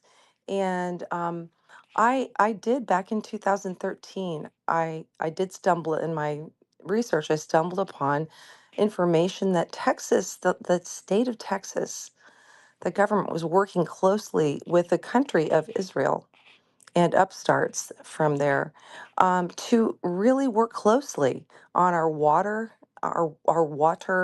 infrastructure, which is a critical infrastructure, right? It's an important part of living, right? So I became very alarmed at that. No, having learned what I learned, um, and so I really kind of got to be a little bit of an activist for a couple of years. I had um, an educational protest on the state capitol, but it's true. Israel and startups, into universities and tech companies and whatnot, they have a firm grasp on not just Texas, but several states, critical infrastructures, especially water, which is also part of Agenda 21. And it's very scary to me because with their tech, their tech knowledge and the things they've developed via software and whatnot, I feel as though they could manipulate and control and maybe even um, weaponize it, our water systems. So I just, everybody maybe might want to check into that in their own states and look and see where the state of Israel or companies from Israel uh, are involved very closely with very important matters in your state. So anyway, thanks for letting me talk. I hope I didn't go on too long, but I really appreciate this space, and I love David too. I'm not a Catholic, but I've been in a couple spaces with him through learning about him from Amanda, and this is just a great group of people. So everybody have a blessed night. Thank you. Thank you, Cookie. But there's always hope. There is always hope Yes, there with is the in diversion. Jesus. That's right. Uh, Go ahead, Stephen, and then we'll go to David. Okay, thank you, Cookie, for compliments. Really appreciate you. I would like to get with you, by the way, on that water system because I want to write about this. But I wanted to mention back to Muslims. Uh, I know that Muslims and Christians lived for millennia uh, without war, and in peace. So this is very well known fact. Everything However, I is do a believe part of that the Jews one, are what we call God infiltrating source. Muslim Everything is leadership. interconnected, and ultimately, They're making friendships with them.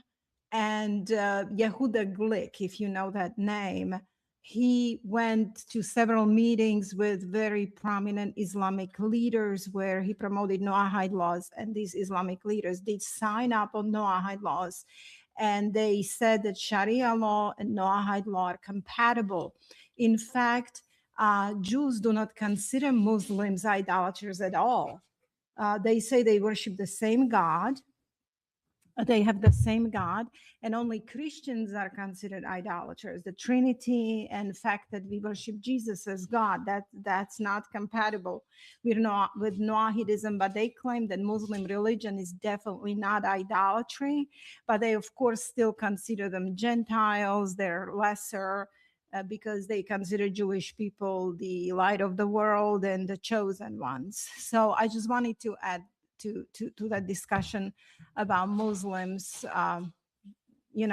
what I know about this, that I'm not very well versed in Sharia law, but I know that on the highest level of leadership, Jews did infiltrate Muslims as well.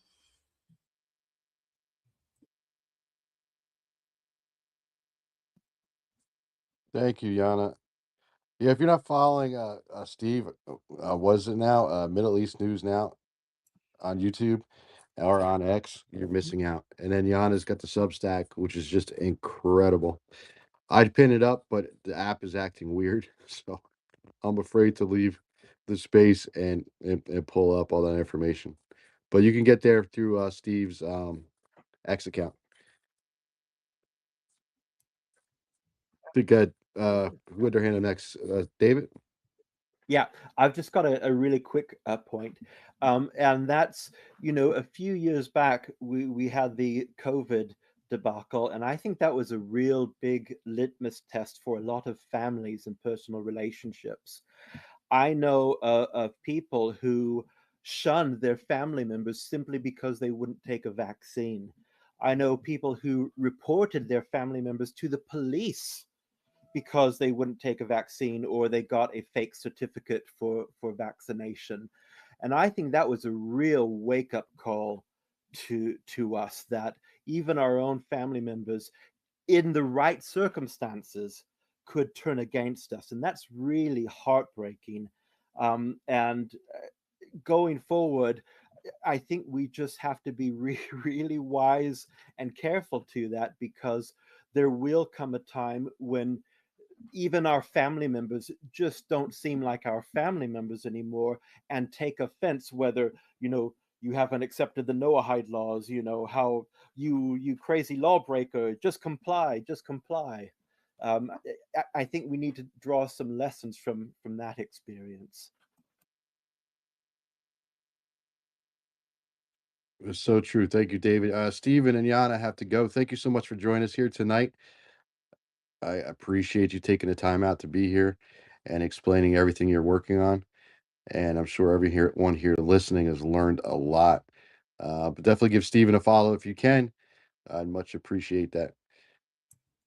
All right, we're Thank gonna you, Matt. go. Thank you, It's everybody. almost. Thank you. Matt, You're I so was going to welcome. God ask a bless. question. I see people commenting below about the Vatican being in on it, right? And David and I have done spaces together. We're going to be doing another one soon on the Fatima prophecy. Could you, I just wondered if he could elaborate a little bit, because he's talked about this in our spaces, and the infiltration and the Luciferians, and how not to be surprised that the Vatican has helped ushering this in, especially with Pope Leo that we have now.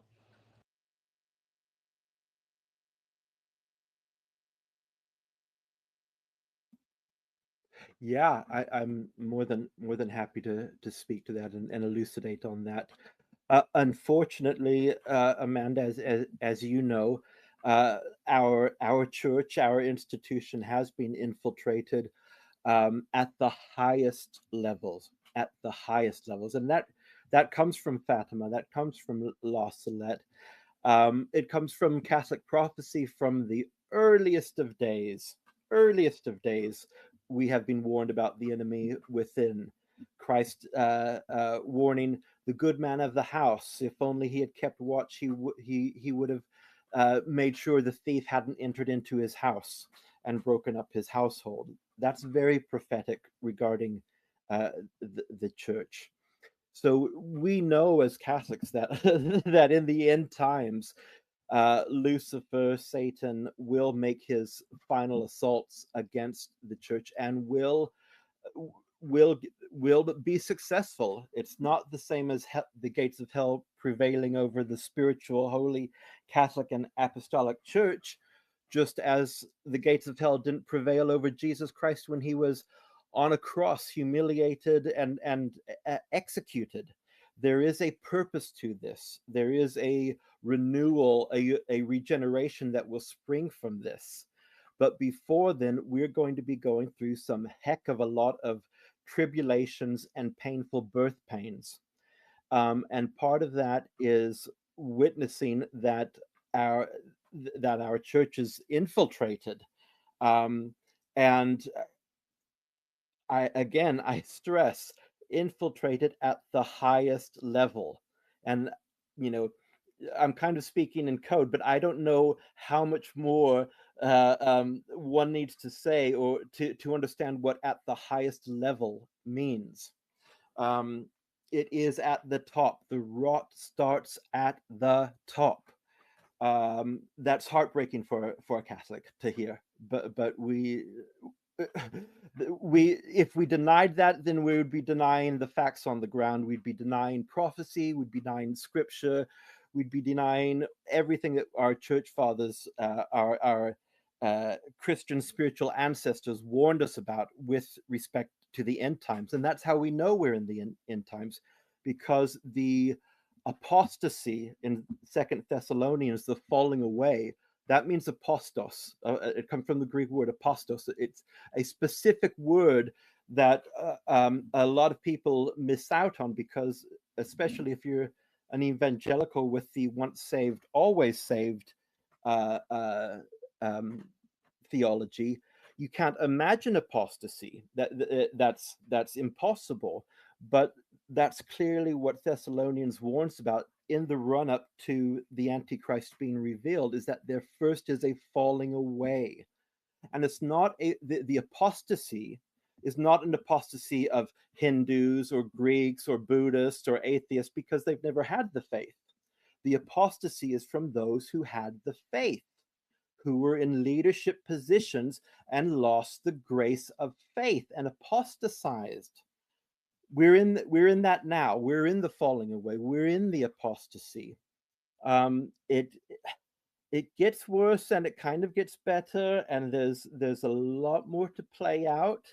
I wish I could say, oh, don't worry, it's only going to be 7 years and then it's all over and everything's great and we're all raptured up into the sky to meet Jesus.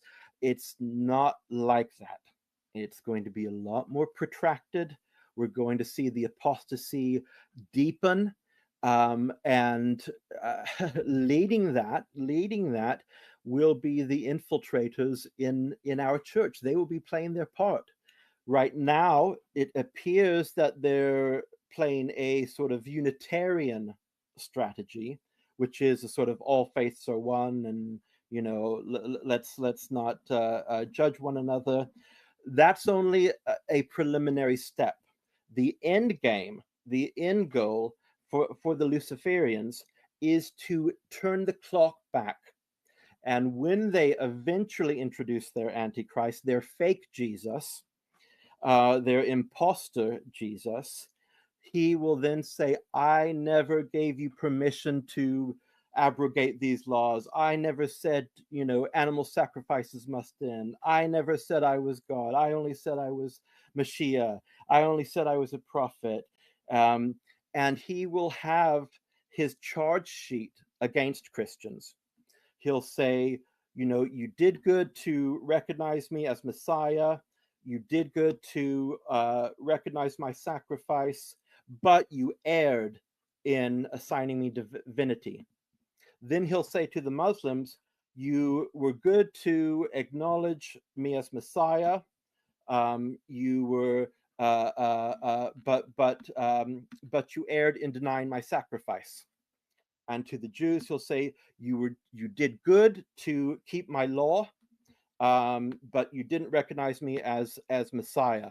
And so everyone gets their, from the future Antichrist, everyone gets their charge sheet, everyone gets their pat on the back, but in the end, it all culminates in a return to a form of Mosaic law, thus undoing everything Christ worked so hard to bring to us. That's the ultimate rub. That's Satan's sort of ha ha ha ha ha ha ha. He's not going to be, the moves to atheism or communism or Unitarianism, all of those isms are just stepping stones. He has a broader picture and a longer outlook where he wants to turn the clock back to Sinai. We don't want to go back to Sinai. There's a reason we're not in Sinai. There's a reason Christ freed us from the yoke of Sinai. But Satan wants to take us back there, and he's got a masterful plan to do that. And part of that process is infiltrating the Roman Catholic Church. To my great sorrow, I say that, not to deny my faith or denigrate my church, but I'm simply telling you what we were told in Fatima, what we're told in the Bible, what we're told from our ancient saints from the earliest of days that would apply in these end times. And if we go to the New Testament, all the warnings, what are the warnings about? The warnings are about Judaizers. The warnings are about returning to that which was cast out when Peter says the dog returns to its own vomit. It's about warning about a return to Mosaic law, abandoning the liberty and the salvation that Christ gave you. And the way to do that, as Satan will bring about, is his Antichrist, is his false Jesus. And that's where people will get caught out. That's not what they're expecting. But they'll say, oh, look, he's got the same sandals. He's got the same robe. The hair is kind of the same. It must be Jesus. And, oh, look, he's just killed this really bad guy, that everyone thinks is the Antichrist. So it must be Jesus. And central to that plan, I have hate to say this, but central to that plan is the infiltration that we are speaking of. And so, Amanda, it's going to be very soon, for some of us already, but for very soon, it's going to be a return to the catacombs, because honoring the Eucharist, honoring the Trinity, having a crucifix, having a cross on your wall, all of those things will be banned, and the highest penalties will be enforced uh, uh, uh, for neglecting those laws. Yeah, I agree with you. We see it already with the Pope and the fight with the SSPX, which is very traditional, right? So yeah, I just wanted you to clarify that to people that are in here that happen to be Catholic. Um, we're in for some. We will, as you said, and I believe, we'll be having mass again. You can't have a Latin mass in my state, in Texas, in a church. People are doing it in a gymnasium. They're doing it in a restaurant. Wherever they can meet, not in the churches anymore. So yeah, I just wanted to, so just because you're Catholic, I think this Pope was chosen. He comes across as the world peace guy, bringing everybody together. Novus Ordo means new world. So I just wanted to educate people on that, so that if you're not Catholic and listening, we know, at least I know, and David, we know that the Vatican is corrupt and is being run by Luciferians and has been for a long time. So thank you very much, David. Yeah, thank you so much, David. On that note, it's 9 o'clock. I'm about to end this space, but first I want to give thanks to Amanda and David, and then Stephen and Yana, who had already had to drop off. But I think tonight's topic was very well done. And whether you agree or disagree with the discussion, the goal is to encourage everybody's conversation. And I think that went very well. And I would just say, look, go read the original documents. Don't take our words for it. It's out there. You can find it. You can Google um, the Noahide Congress 2026. They have Q&A you can pull down. All this information is available there. They're not hiding it. It's right there and open. You just have to go to it and look for it. Go look it up. Uh, Said, don't go by, if you don't like our opinion, you don't have to go by assumptions or anything. Just think critically. What is this all about? Why is it happening now? Look at what's going on in the entire world, and you can start piecing these things together. Um, End of days, I try not to dwell on, it's the end, because every generation that's lived thought it was the end of days. It just might be an end of an age. Um, Maybe this is the coming of a new age. Not the exact complete end of times, because I think every generation has gone through that. If I spoke to my great grandparents, they would have told me during World War II, it was the end of days, right? And the same thing with my parents. Um, it always seems that way, the way things are progressing, but we're always going in that direction, right? So just keep your eyes open, your heart open. Try to keep emotions out of it. I always ask people, whether it's this topic, if you're talking about ufology, leave your glass half full. Take information that you completely do not like, and think about it a couple days later when you're not emotional on a topic, because it is passionate when you start talking about religion and things like that. Um, and just kind of look at it with open eyes. That's all I can ask. But thank you, David. Thank you, I, Amanda. I want. If you I two have do any have final one words. comment. Thank you so much for having the space.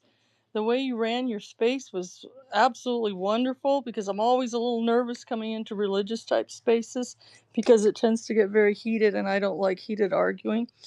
And so I really appreciate you. Thank you so much for having this space. And I just wanted to say that, and I'll be looking for more of your spaces, whatever the topic. And I'm like you. I don't worry about the end times, because I don't think we can trick God into making him do it sooner. So I live my life, and he'll do it when he's getting ready. And so I don't worry about the end times, but I do, I am concerned for my grandchildren and my future great grandchildren, as to what kind of world they're going to live in. But I'm like you, I don't worry about the end times. Yeah, God will do that when he's ready. Thank you so much. It was an awesome space. Oh, thank you so much for the kind words, Amanda. You're welcome back anytime. And I'm so appreciative to having you here with us here tonight. David, any final words? Yeah, just Amanda stole the words from my mouth. Thank you, Amanda. Thank you, Mav. The only thing I would say is education really is so important. Like Lana was saying earlier, the anything we can do to help educate our brothers and sisters about this, let's all try to do that. And what's really going to bring strength to people in the hard times is community, uh, small numbers. When things get really tough, having someone to speak to, who understands. Communities are just, I can't emphasize enough how important they're going to be for us in future. Thank you. Thank you so much, David.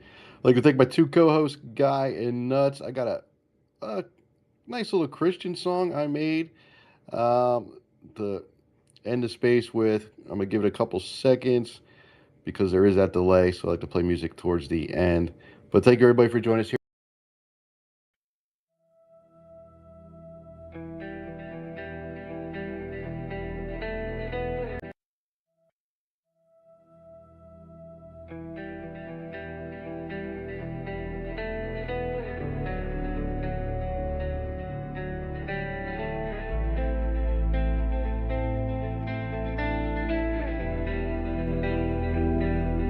We were told the truth 2,000 years ago, but they nailed it down where the wild winds blow. Hung between the earth and sky, truth was bleeding, left to die. Silenced on a wooden cross, power thought the word was lost. But you can't bury what won't bend. 3 days later it rose again.